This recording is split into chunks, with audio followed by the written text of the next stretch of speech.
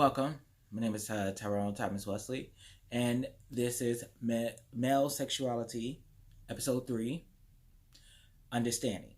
And in this episode, I'm going to be going over the definitions from Webster's Dictionary, as well as the psychological definitions of gender identity, sexuality, and sexual identity, which, from my understanding now and from my research, it's like they're interchangeable, especially when it comes to sexuality and sexual identity. They're relatively the same, they just word it differently, but they're for the most part the same.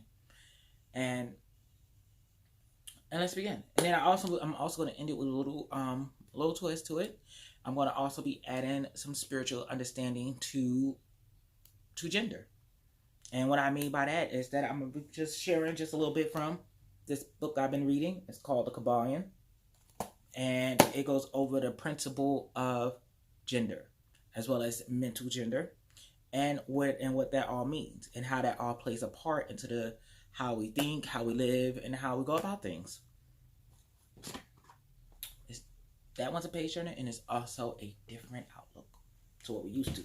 So yes, I do have my notes, because I did write it down, and I'm going to go over it, and then we're going to go and talk about it and go from there.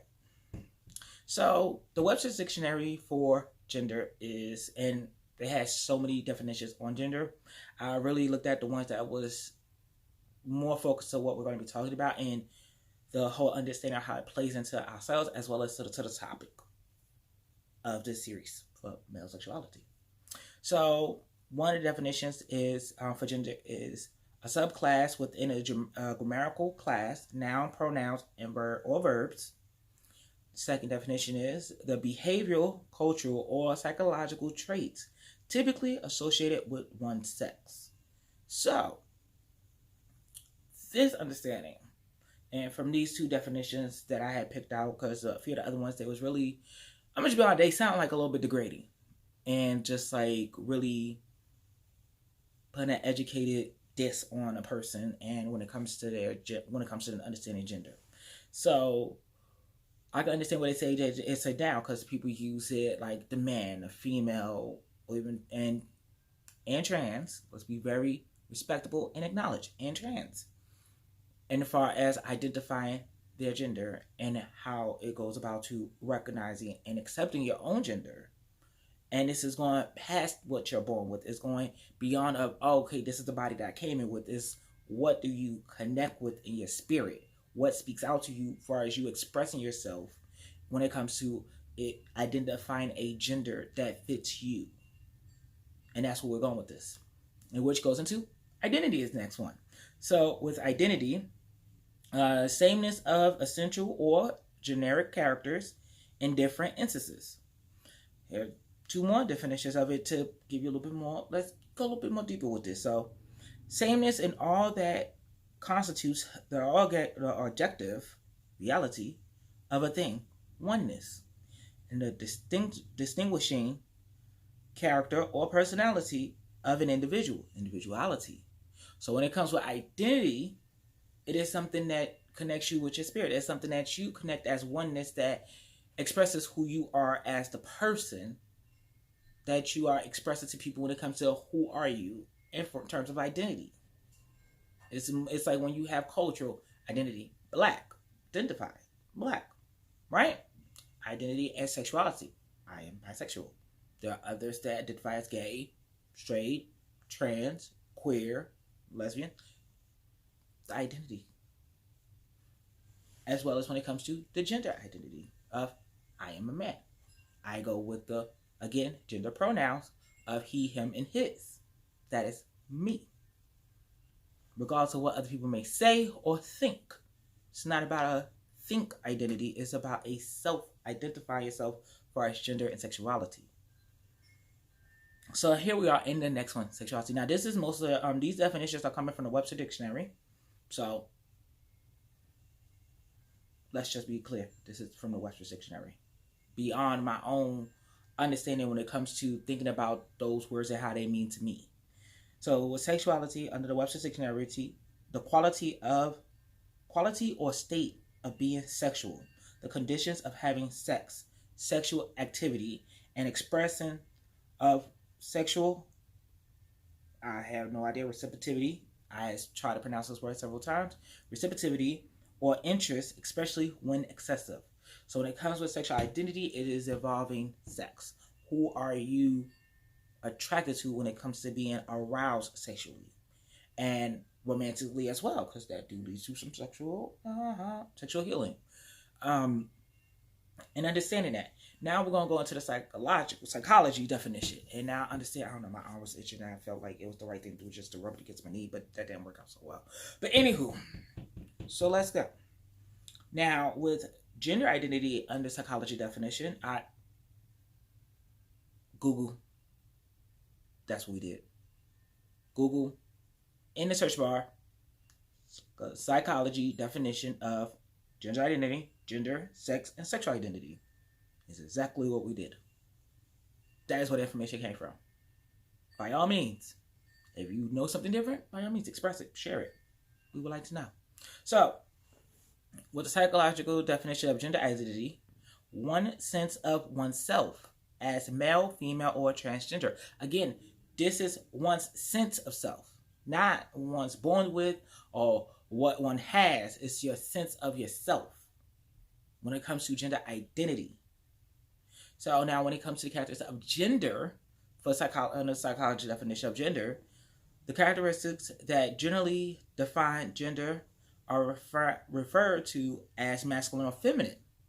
So that's where you go into the whole gender of women, feminine gender, or men masculine gender. Now when it comes to gender identity, is what you identify with. So you're saying you identify yourself as being more feminine. So you are going with the pronouns of she, her, she, and her. And that is your choice. More choice, that's your acknowledgement. I'm not going to say choice, that's going to be your acknowledgement as to who you are. So now when it comes to the psychology definition of sex, refers to the physical or physiological differences between male, female, and intersex bodies, including both primary sex characteristics, the reproductive system, and the sex characteristics such as breast and facial hair. So this is when it comes into sex. I mean, we all know what it is. Sex. Just your organs. I mean, for other people that like to go a little deeper with it, communication, attraction. Yeah. Okay, so now we're going to look into sexual identity. And I think I also did the definition of identity. That's why I did do that, because I wanted to be fair. So a sexual identity, it is how one thinks of oneself in terms of to whom one is romantically or sexually attracted to. So the key thing here is, when it comes to understanding gender identity and sexual identity, is about yourself. What do you identify with yourself? What is it that your spirit is telling you and that you feel connected with when it comes to you living your life and living your daily routine? So to say that someone is ignorant, or they're not old enough, or they're not smart enough, or they're not aware enough to make those decisions, you're wrong. A person's understanding as to who they are is on that person. Sorry for all the phones going off. Sorry for that. Let's go ahead and try and silence that out real quick.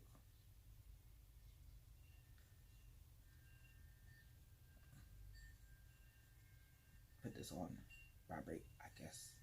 You know what you're gonna put on airplane mode. There we go. That cuts off the notifications.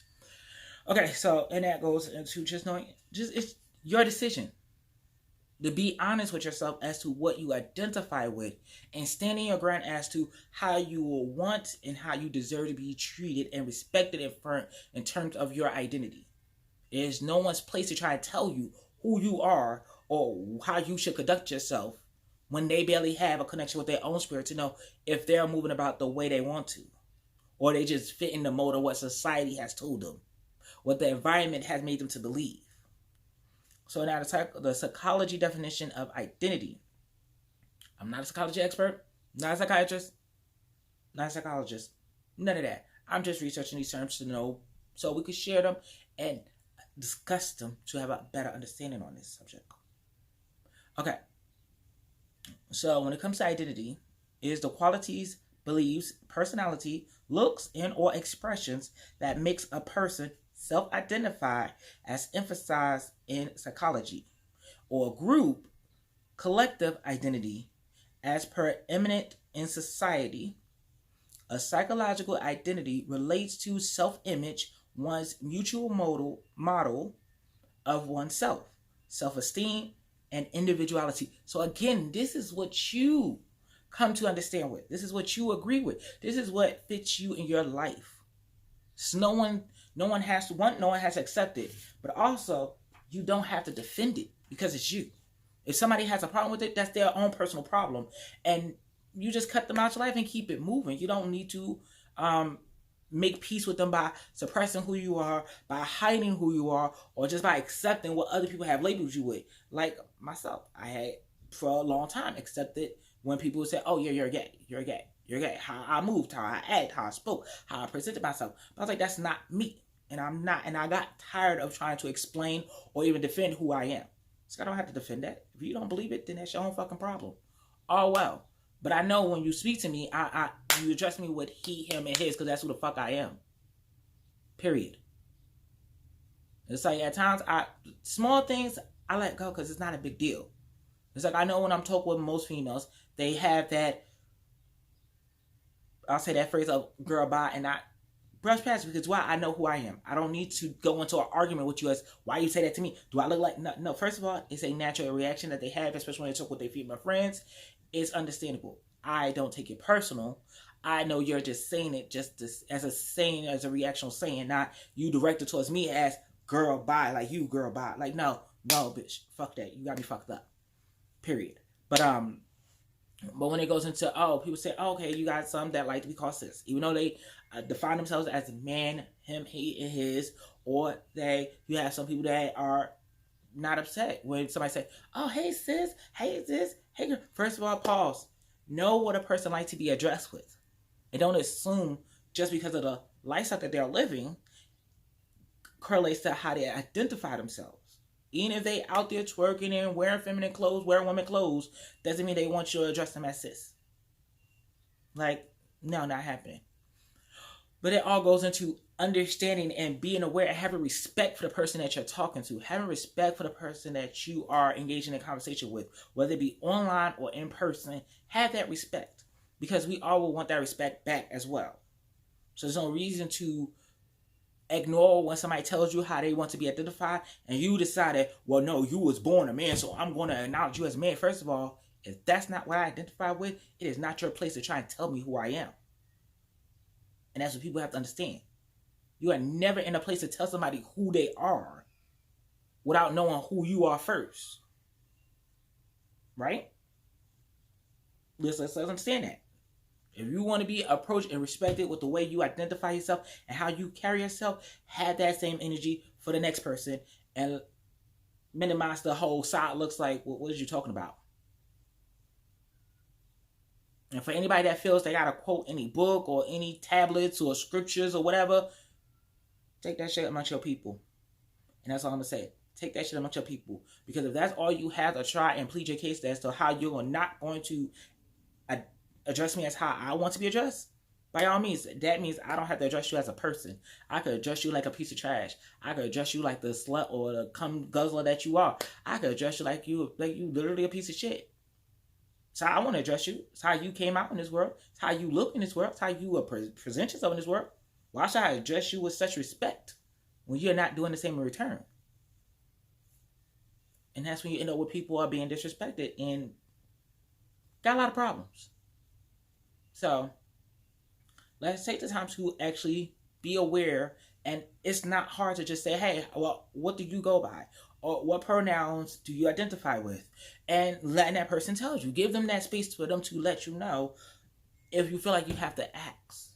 And it's not nothing offensive, not nothing rude. It's just you want to be clear. So when you're having a conversation with this person, you're not addressing them outside of themselves. But in hindsight, nobody knows what your pronouns is if you don't tell them. So if you're standing there and having a conversation with somebody and you don't let them know what your pronouns is, you want them to assume that they know, that's when you end up with people just going with what they are taught, how they were raised. Like regardless of how you present yourself, they're going to address you with what they feel they know, what they guessing that you are, until you let them know. So Be very aware. And if you have to say in the front, listen, I go by he, him, and his. It's like we live in that world where you have to let people know who you are and how you like to be addressed and spoken to. Now, if after you told this person and they still want to be disrespectful or they still want to stand on their ground saying, well, I'm not going to address that, I'm not going to play into that, well, then you know what? We can't speak to each other. We don't have to address each other. You go about your business, I go about my business, and it is what it is. There's no need for the nonsense. There's no need for me to sit there and partake in your space and mixing my energy with your energy, and you going to sit here and be that disrespectful. That's your own personal views. Keep that with yourself. You got to live with that, not me. Period. So going into the last part of this video, I just went on a whole rant.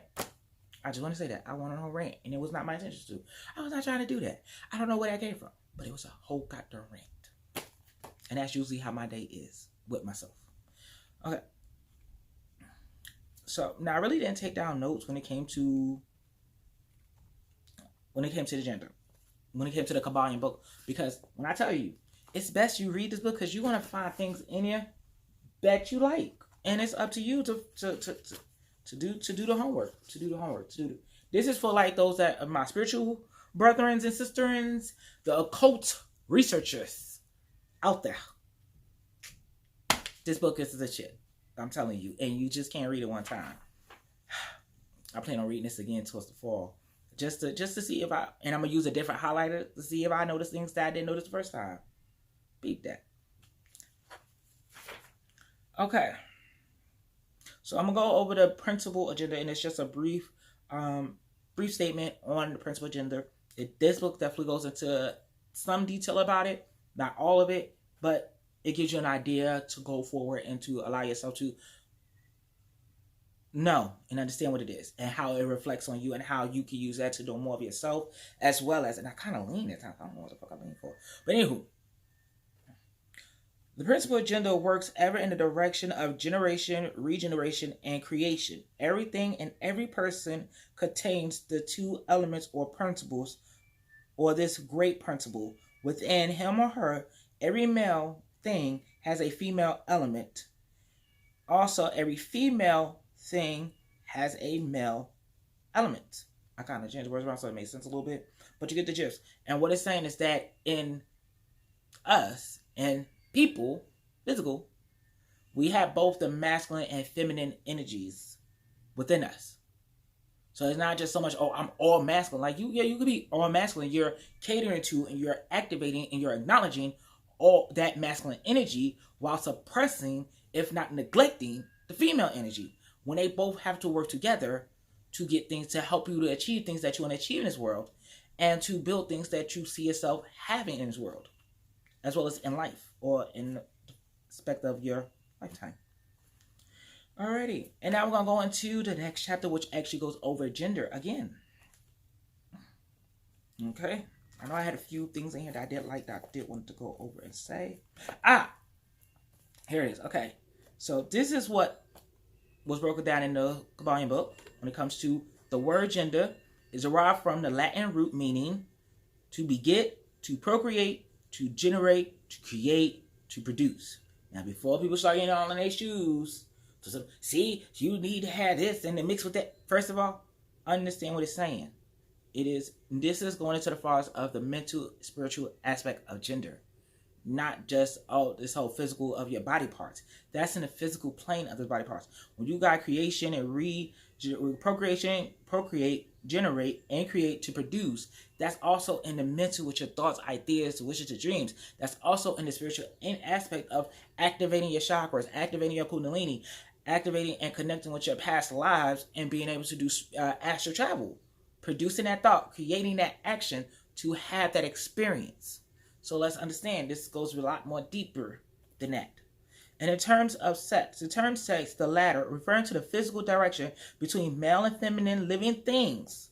Sex is merely a manifestation of gender on a certain plane of the great physical plane, the plane of organic life. Now again, that's why I say you got to really get this book to go more in depth with it. This is just a tie in together of more of the collegiate definition of gender identity, sexuality, the psychological or psychological, mental, far as academia mental of the same things: gender identity, sexuality, and sexual identity. And then going into the spiritual aspect of it, because understanding when it comes into doing your spiritual work or being a spiritualist or even going into being a cultist or going into to the ancient traditions of spirituality or the spiritual paths that are out there, it does not matter what you identify with. Because going on those paths and going on that journey into the spiritual side, not part of this topic, but we're going to put it out there. It is a self-work journey. So you're not going to have to, it's not a worry about, well, I'm bisexual. Is it going to work for me? Am I going to be able to practice this type of path? Yes. Doesn't matter. The spirits and the deities and the energies that you're going to be working with does not care on who you identify with, who you identify yourself with in this physical plane, because you're going into a different realm. You're going into different levels of yourself. So what you call yourself here in this place, doesn't matter. It's only for this place, and that's it. So let's just be clear on that for those that was wondering. Okay. The office of gender is solely that of creating, producing, generating, etc. And manifestation are visible in every plane of phenomena. So we're going to go ahead into mental gender. See? Mental gender. People ain't think about that. Okay. So it's just going to be brief and short. And this is the part that I really wanted to hit on too. Okay, so the masculine principle of mind responds to the so-called objective mind, conscious mind, voluntary mind, and active mind. And the feminine principle of mind corresponds. I'm sorry, I'm dyslexic, but I'm trying my best here to read this on the spot. The feminine principle mind corresponds to the so-called subjective mind, subconscious mind, involuntary mind, and passive mind. So, understanding, even in the mental aspect, there is the masculine and feminine energies of gender, and they both work together. Towards the masculine is the action. It's the let's go, get it done. Towards the feminine is the planning, the preparation, the creation of the ideas, and they work together to make it manifest, and especially to manifest it from the mental to bring it to your physical. So understanding in gender identity and how this all goes in part is to it is to understand that how you feel about yourself is connecting with yourself even on a mental level. How do you see yourself when it comes to you having to look in the future, a year, or 2 years, 3 years? How do you see yourself looking? How do you see yourself being expressed, being seen? Acceptance. Accepting that image that you created, because you created that image. No one created it but you, right? And when it comes into, again, sexuality, sexual identity, what do you fantasize about? What do you think about, visualize when it comes to you being in a sexual moment, having sex with somebody, fucking somebody? What do you think about? Do you see them having titties, ass, penis, dick, pussy? I mean, what is it that you're thinking about is what you're attracted to? I mean, hell, if they got titties and a dick, then hey, that's the best of both worlds right there. You got something to play with while something to stroke. I mean, hey, that's your thing. Be on with it. Own it. And for most people that take things a lot deeper than just the physical appearance, you have personalities, you have intelligence, mindset, mannerisms, emotional responses, emotional reaction, emotional behavior, financial status. Those also play a part into your sexual identity, because some people don't like to mess with people that are broke. They don't find no attraction to it for whatever reason. That's their choice. That's how they identify themselves. I said, no, I don't date people that do this. I'm not attracted to a person that's like that. If they're attracted to somebody that's wealthy or that has a lot of things, that's their choice. That's their attraction to who they want to be with, who they like to be with. And there's no reason to get upset by it. There's no reason to get mad by it. It's either one or two things. Either you're going to step up to that person's level or to what they want, or you're going to find somebody that wants you the way you are. It's up to you. But just being honest with yourself when it comes to you, how you identify yourself in gender and in sexuality, and not holding any regrets. Don't hold any regrets, because that only hurts you, it eats you up, and it destroys you, and it's painful. Especially when we still have some people that are still, I don't want to say so much as afraid of being themselves. They are definitely afraid of losing the relationships that they have.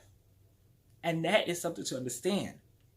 A lot of people are not going to define themselves with what they truly feel is because of the relationships they have built. And they knew that if they are open or expressive as to who they are potentially going to lose those serious, deep relationships they had with family or friends. And that can, sorry for burping, and that definitely does have an effect on a person. And for those people, it's like, you are still loved. If the people that you are close to cannot accept you for who you are, when you express that to them, then they didn't love you to begin with. And I'm sorry, they did. You can't say you unconditionally love somebody, but yet you have a condition onto how you want them to look when they're around you. If you unconditionally loving somebody, you loving them. Now, if you get into a space where it's like, okay, you know what? I love you unconditionally, but my belief, I don't roll with that. At least be honest. But again, cut the deuces on them. You want to be around people that accept you 100%, not 50%. Because that's the thing is, like, if you only accept me for 50%, I'm going to accept you only for 50%. And the 50% you accepted from me, it may not be the same 50% I'm going to accept from you. Understand, it's each person's decision as to who they want to be around with and who they want to be a part of or be around. And it's like, we are in a time where you don't have to just be with somebody or be friends with somebody or like somebody just because. Say, if there's nothing there, then there's nothing there. There's no effort being made, no effort being made. So, I hope this video was definitely useful and beneficial. If it wasn't, leave a comment. Get some feedback. All feedback is welcome feedback. Whether it be negative or positive, they both on the same plane of a feedback and opinion. And like opinions, everyone has them just like assholes. So, with that, I do. Peace out. You're original, cannot be replaced.